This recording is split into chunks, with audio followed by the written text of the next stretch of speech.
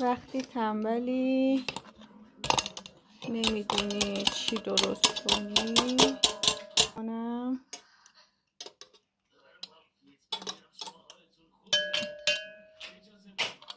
از خودم اختراع کردمش، برای خودمه.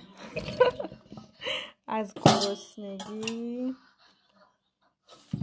ساعت 4 نه 3:30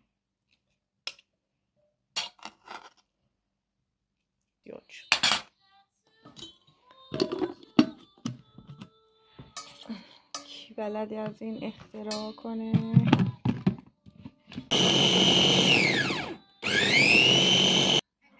چی شد؟ این چی درست کردم؟ از گرسنگی مردم. به به، کم دیگه کار داره.